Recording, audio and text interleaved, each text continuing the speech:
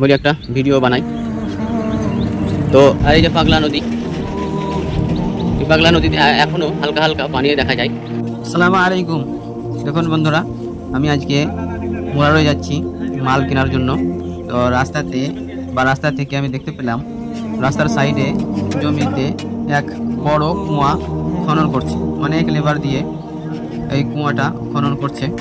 আমি বলি দেখি কাছে গিয়ে কতটা চড়া বা কতটা লম্বা কুয়াটা করছে। ওই জন্যই আমি বাইক থামিয়ে এখানে এসে ভিডিও করতে লাগলাম।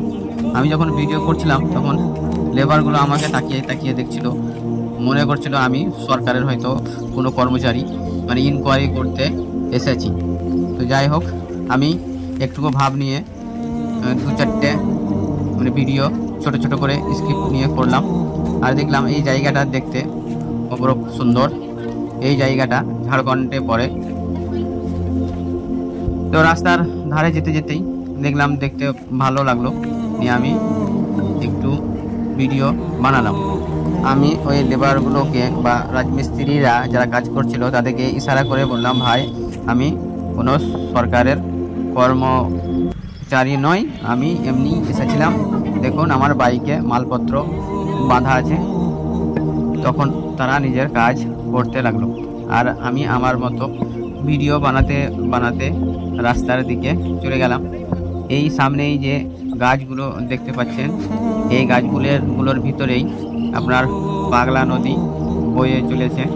এটা ঝাড়খণ্ড আর কলসা বা দমদমার মাঝামাঝি জায়গা। সবুজ গাছপালা দেখতে আমাকে খুব ভালো লাগে, তাই যেখানেই দেখতে পাই ছবি তুলি। আর আমাদের এই রাস্তাতেই আমার একটা আত্মীয়র বাড়ি পড়বে, ওই জন্যই আমি তার থেকে দেখা করেই আমি মোরারোয় যাব।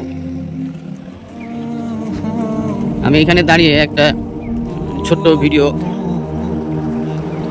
করছি। দেখুন এই ব্রিজে একটা গাড়ি চলে গেল, অনেক গাড়ি যাচ্ছে। এই ব্রিজটা ঝাড়খণ্ডে অবস্থিত। আমি বলতে চাইছি, আগে এই ব্রিজ দুটো ছিল না।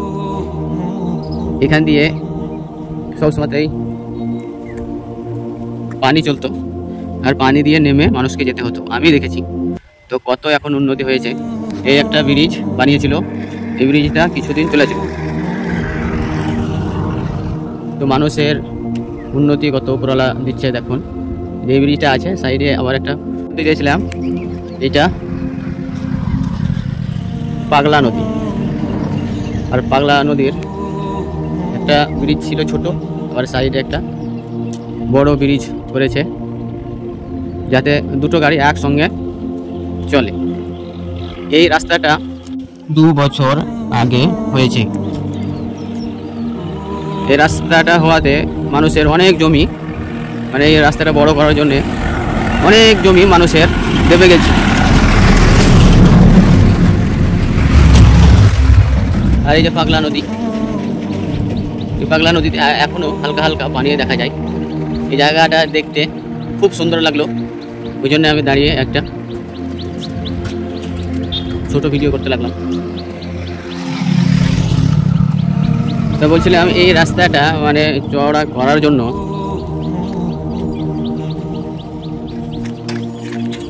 অনেক মানুষের জমি দাবা পড়ে গেছে। তা আমাদের হয়তো বেঙ্গল হলে ওই জমিওয়ালাদেরকে কিছু টাকা পয়সা দিত না, কিন্তু এই ঝাড়খণ্ডে একটা সুবিধা কি, জমি যাদের দাবা পড়ে আছে তাদেরকে সরকার জমির কাগজপত্র জমা করতে বলেছে। সরকারের রেটে যে টাকা হবে, যার যতটুকু জায়গা এই রাস্তাতে দাবা পড়েছে তাদেরকে সরকারের রেট অনুযায়ী তাদেরকে টাকা দেবে। আমি ব্যাপারটা আগে জানতাম না। আমাদের পশ্চিমবাংলাতে বা বীরভূমে বড় রাস্তা হয়েছে, অনেক জমি দাবা পড়ে আছে, কিন্তু সরকার টাকা দিয়েছে টাকা এরকম মানে প্রমাণ পাওয়া যায় না। কিন্তু আমার নিজেরই ভাই বাহাপুর গ্রাম বাড়ি, তার সাইডে 10 কাঠা জমি দাবা পড়ে গেছে। এই রাস্তা বড় করার জন্যই সে কাগজপাতি সরকারকে জমা দিয়েছিল, আমার জমি রাস্তাতে দাবা পড়ে আছে।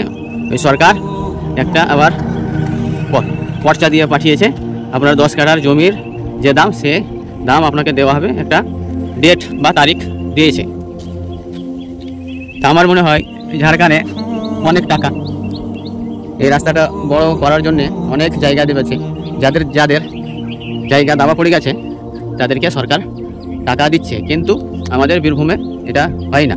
আর আমার জানা নাই, যদি আপনাদের কাউরি জানা থাকে তাহলে আমাকে অবশ্যই কমেন্টে জানাবেন। আর এই সুন্দর একটা জায়গা, ওই জন্য আমি এইখান দিয়েই যাচ্ছিলাম বলে একটা ভিডিও বানাই। তো সবাই ভালো থাকুন, সুস্থ থাকুন, আল্লাহ হাফেজ।